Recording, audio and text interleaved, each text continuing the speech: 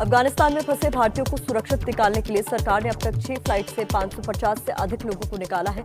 विदेश मंत्रालय की ओर से जारी बयान में कहा गया है कि अफगानिस्तान से आना चाह रहे भारतीयों में से अधिकतर को तो हमने निकाल लिया है। कुछ और भारतीय वहां हो सकते हैं। वहां स्थितियां कठिन हैं, लेकिन इसकी सरकार वहां के लोगों के संपर्क में है और जरूरत पड़ने पर और भी फ्लाइट्स भेजी जाएंगी। कोरोना के खिलाफ लड़ाई में देश ने एक बड़ी कामयाबी हासिल की है। देश में एक दिन में टीकाकरण के सारे रिकॉर्ड टूट गए हैं। पिछले 24 घंटे में 1 करोड़ से ज्यादा टीके लोगों को लगाए गए हैं। इसके साथ ही देश में कुल टीकाकरण का आंकड़ा 63 करोड़ के पार पहुंच गया है। पीएम मोदी ने भी ट्वीट कर टीकाकरण अभियान को सफल बनाने वालों को बधाई दी। स्वास्थ्य मंत्री मनसुख मांडविया ने ट्वीट कर स्वास्थ्य कर्मियों और पीएम मोदी को सबको मुफ्त वैक्सीन देने के संकल्प के लिए शुक्रिया कहा। देश में कोरोना के केस में लगातार बढ़ोतरी हो रही है। पिछले 24 घंटे में कोरोना के 44,658 नए केस दर्ज किए गए, जबकि इस मियाद में 496 लोगों की मौत हो गई। केंद्र सरकार ने लोगों से कहा है कि एहतियात के साथ त्योहार मनाएं, क्योंकि कोरोना की दूसरी लहर अभी खत्म नहीं हुई है। दूसरी तरफ अगले महीने से तीसरी लहर का खतरा भी दिखाई दे रहा है। प्रधानमंत्री नरेंद्र मोदी आज जलियांवाला बाग स्मारक के नए बने परिसर को राष्ट्र को समर्पित करेंगे। शाम 6:25 पर पीएम वीडियो कॉन्फ्रेंसिंग के जरिए प्रधानमंत्री इस स्मारक में बने म्यूजियम गैलरी का भी उद्घाटन करेंगे।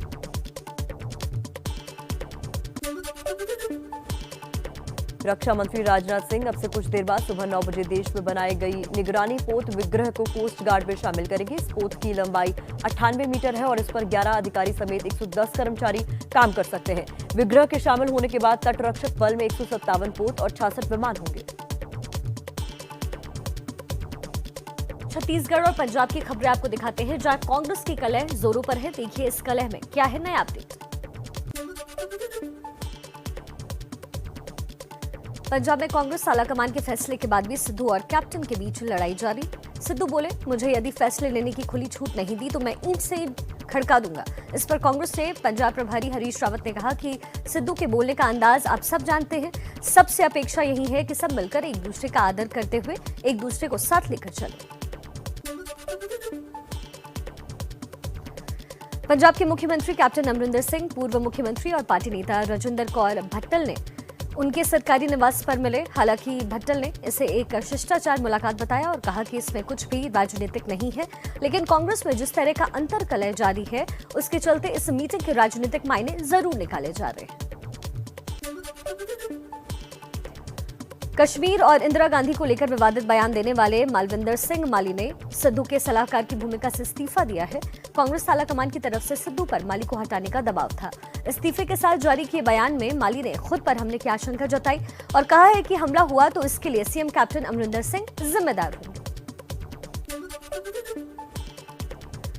पंजाब के जालंधर में पंजाबी गायक गुरदास मान पर एफआईआर दर्ज की गई है। अमृतसर के रहने वाले परमजीत सिंह की शिकायत पर यह एफआईआर दर्ज की गई। गुरदास मान का आरोप है कि 20 अगस्त को गुरदास मान ने डेरा बाबा मुराद शाह में एक कार्यक्रम के दौरान सिख गुरु अमरदास जी की तुलना बाबा लाडी शाह से की थी, जिसका वीडियो सोशल मीडिया पर वायरल होने के बाद सिख संगत की धार्मिक भावनाओं को ठेस पहुंची है। किसान नेता राकेश टिकैत ने चंडीगढ़ में ऐलान किया है कि अगले महीने की 5 तारीख को यूपी के मुजफ्फरनगर में किसानों की राष्ट्रीय पंचायत की जाएगी। टिकैत ने कहा कि 9 महीने हो गए किसान आंदोलन के, लेकिन सरकार ने बातचीत नहीं की क्योंकि मोदी सरकार को कंपनियां चला रही है। टिकैत ने कहा कि यह आंदोलन अब 3 कानून का नहीं रहा, अब यह आंदोलन देश का आंदोलन है। छत्तीसगढ़ में नेतृत्व परिवर्तन की चर्चा के बीच मुख्यमंत्री भूपेश बघेल ने शुक्रवार को पार्टी के पूर्व अध्यक्ष राहुल गांधी से मुलाकात की। बैठक में पार्टी महासचिव प्रियंका गांधी भी मौजूद थी। सूत्रों के मुताबिक कांग्रेस आलाकमान ने कहा है कि भूपेश को 2.5 साल सीएम वाला फॉर्मूला मानना चाहिए। सूत्रों के मुताबिक सीएम भूपेश बघेल 2.5 साल के रोटेशन के तहत इस्तीफा दे सकते हैं। राहुल गांधी से मुलाकात के बाद छत्तीसगढ़ के मुख्यमंत्री ने कहा है कि राहुल गांधी को छत्तीसगढ़ बुलाया है ताकि वहां के विकास के कामों को देख सके। बघेल से जब सवाल पूछा गया कि सीएम कौन होगा और क्या आप पद छोड़ेंगे, तो उन्होंने कहा कि मैंने सीएम के तौर पर ही राहुल जी को बुलाया है। रोटेशन पर कहा कि प्रभारी महासचिव इस पर पहले ही बात कर चुके हैं, बता चुके हैं और मैंने अपने दिल की बात राहुल जी से कह दी है। इस बीच बघेल समर्थक विधायकों ने हार नहीं मानी है और दिल्ली में डेरा डाल दिया है। इनमें छत्तीसगढ़ के 55 कांग्रेस विधायक और 5 मंत्री शामिल हैं। शुक्रवार शाम को ये कांग्रेस मुख्यालय पहुंचे और प्रदेश प्रभारी पीएल पुनिया से मिलकर राहुल गांधी से मिलने का समय मांगा है। राज्य में नेतृत्व परिवर्तन की चर्चा के मद्देनजर ये विधायक मुख्यमंत्री का समर्थन करने पहुंचे। अब देश के सबसे बड़े प्रदेश यूपी की कुछ अहम खबरें देख लेते हैं। समाजवादी पार्टी में विलय को तैयार है शिवपाल यादव। एबीपी न्यूज के शिखर सम्मेलन में कहा, समाजवादी पार्टी से गठबंधन के लिए हम तैयार हैं, सम्मान मिला तो विलय भी कर लेंगे।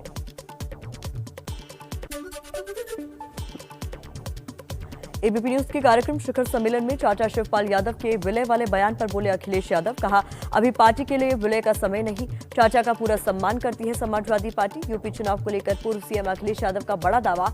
बोले, हम इस बार कुल 400 सीटें जीतेंगे।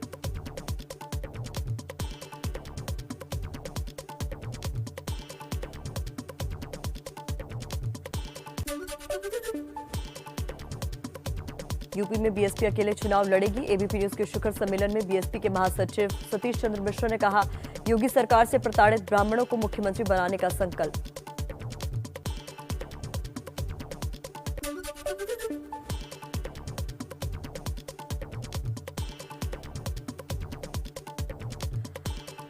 योगी सरकार से प्रताड़ित ब्राह्मणों ने लिया है मायावती को मुख्यमंत्री बनाने का संकल्प। ये सतीश चंद्र मिश्र ने कहा। बीएसपी के उत्तराधिकारी के सवाल पर सतीश मिश्रा बोले, ये बात क्यों हो रही है, अभी तो 20 साल और मायावती पार्टी को दिशा निर्देश देंगे।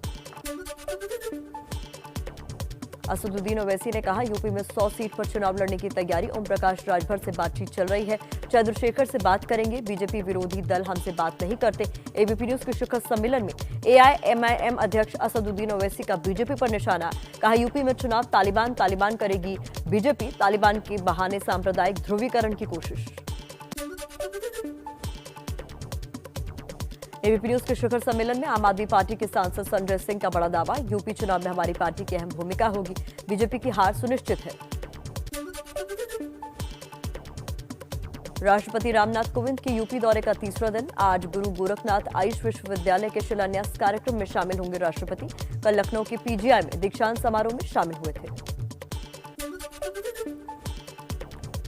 लखनऊ में पूर्व आईपीएस अमिताभ ठाकुर को गिरफ्तार किया गया। रेप के आरोपी अतुल राय को बचाने के लिए आपराधिक साजिश रचने का आरोप है।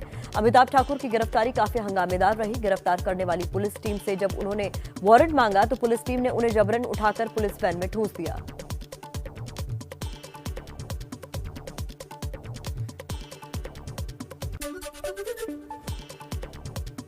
गोरखपुर में राप्ती, घाघरा और रोहिन के साथ सहायक नदियां भी अपना रौद्र रूप दिखा रही हैं। यही वजह है कि नदियों का जलस्तर बढ़ने से लोगों की दुश्वारियां भी बढ़ गई हैं। गोरखपुर में 135 गांव बाढ़ से घिर गए हैं। यही वजह है कि 1.5 लाख से ज्यादा आबादी बाढ़ से प्रभावित है और लोगों को बांधों पर शरण लेनी पड़ रही है।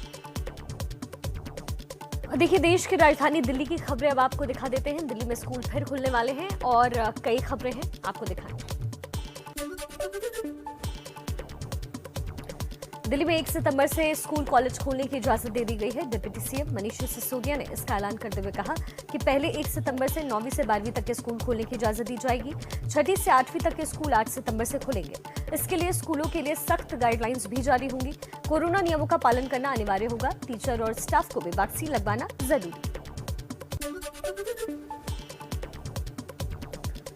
दिल्ली सरकार ने साफ किया कि बच्चों को स्कूल आने के लिए बाध्य नहीं किया जाएगा। अभिभावकों की सहमति होगी तभी बच्चे स्कूल आएंगे। ऑनलाइन क्लास भी जारी रहेंगी। जो बच्चे चाहेंगे वो ऑनलाइन भी पढ़ सकेंगे। सरकार के फैसले पर जहां कुछ अभिभावक स्कूल खोलने के पक्ष में हैं, वहीं कुछ विरोध में नजर आए।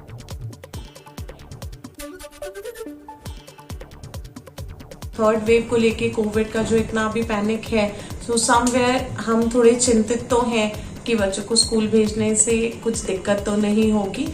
स्कूल भेजने की बात से मैं सहमत भी हूँ और नहीं भी हूँ। यदि बच्चों की वैक्सीनेशन हो जाती और उसके बाद स्कूल खुलते तो हम निडर होकर उन्हें भेज पाते हैं। एक तरफ दिल्ली में स्कूल खुलने जा रहे हैं, वहीं दूसरी तरफ कोरोना के मामले भी बढ़ने शुरू हो गए हैं। दिल्ली में पिछले 24 घंटे में 46 नए मरीज पाए गए, जिनको मिलकर के एक्टिव केसेस अब 412 हो गए, जबकि होम आइसोलेशन में 103 मरीज हैं। दिल्ली में कोरोना मरीजों का आंकड़ा पिछले हफ्ते हर रोज 20 के आसपास पहुंच गया था। बॉलीवुड सिंगर हनी सिंह की पत्नी द्वारा हनी सिंह के खिलाफ प्रताड़ना के केस मामले में आज दिल्ली की 30 हजारी कोर्ट में सुनवाई होगी। पिछली सुनवाई के दौरान कोर्ट ने हनी सिंह को नोटिस जारी कर जवाब मांगा था। दिल्ली के मुख्यमंत्री अरविंद केजरीवाल आज मयूर विहार फेज 1 फ्लाईओवर के क्लोवर लीफ का उद्घाटन करने वाले हैं। इस फ्लाईओवर के बनने से दिल्ली और नोएडा के बीच सफर और आसान हो जाएगा। चलिए अब महाराष्ट्र का रुख कर लेते हैं, देखते हैं कोरोना से जुड़ी मुंबई और महाराष्ट्र की कुछ अहम खबरें। मुंबई में अनलॉक के बाद अब फिर से कोरोना के मामले बढ़ते जा रहे हैं। 16 अगस्त को जहां एक दिन में 190 मामले आए थे, वहीं पिछले 24 घंटे में 397 नए मामले सामने आए हैं।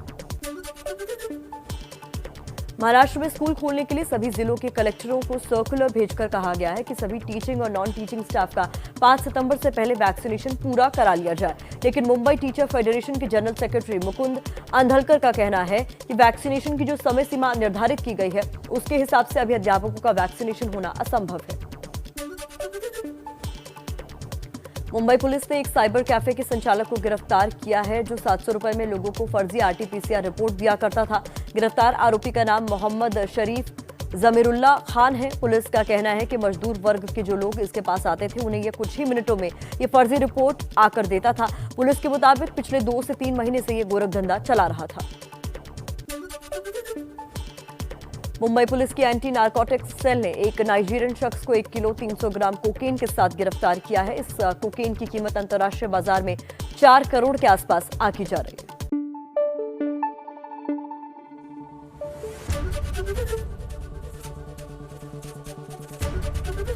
एबीपी न्यूज आपको रखे आगे।